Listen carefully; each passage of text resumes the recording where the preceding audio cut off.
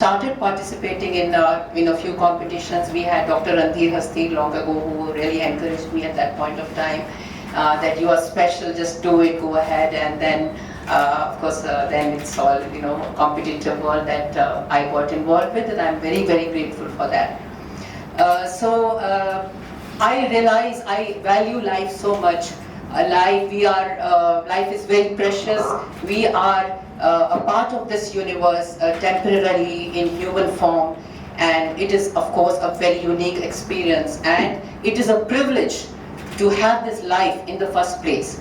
And when we want to live this life to the fullest, every moment of life, this moment when it is gone, it's not going to come back, and every moment is priceless, it is invaluable. If you are going to spoil your health, and you are after a certain age, you're going to say that I'm not capable of working further, or I'm just I have to really mellow down.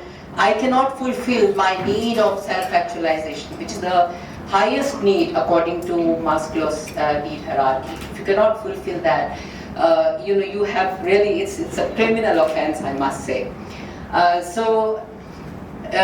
Coming to women need to prioritize. We need a psychological metamorphosis in the attitude of women, and it is our supreme duty to look after this divine machinery. There is a algorithm, universal algorithm, which I would like to use as a metaphor, and that is that when you offer a resistance to something, it magnifies. So be it with the problem, the resistance, whatever problem is there, if you resist it, it magnifies. So using it as a metaphor, when we weight train, we are actually offering resistance. There is the algorithm of the micro-trauma that happens in the muscle, and then subsequent supercompensation with the nutrition and rest, and then hypertrophy. When it comes to the myths with weight training in women, and that is the topic which I am supposed to talk about today, that women resist weight training thinking that they will build big muscles. Because she has specifically pointed out my bodybuilding journey, I would like to say that bodybuilding, the federations these days have been very wise, that they have mellowed down, and people realize that hypertrophy, we all know there can be sarcoplasmic hypertrophy as well as myofibrillar hypertrophy, and then the transient hypertrophy. So because of the presence of testosterone in men, they develop sarcoplasmic hypertrophy, which is required for bodybuilding, and it is only the contractile content that increases in the cell. It is the more of intracellular water. But what about the women who work so hard in the villages? They lift heavy pans with construction material or bricks, or lifting things from the farm. They carry children for to long distances. They carry pots of water. They work so hard.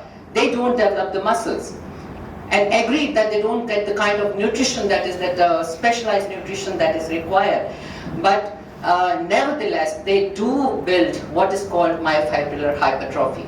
Your muscle fibers are getting hypertrophied. They are increasing in thickness. They are getting stronger. Now, if you talk about weight training, I actually feel that we have gone behind.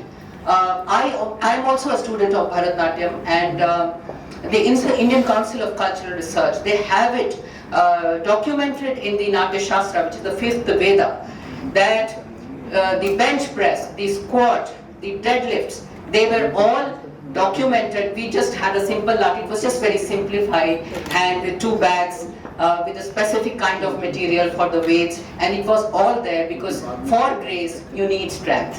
For every woman who wants to be very graceful, you need an immense amount of strength. If you're weak, you're going to stoop down, you're going to feel low, you're not going to give back to the society, you cannot fulfill your dreams. A lot of women, they spend so many years of their prime youth looking after their family, or prioritizing, or settling down everybody else, which is wonderful.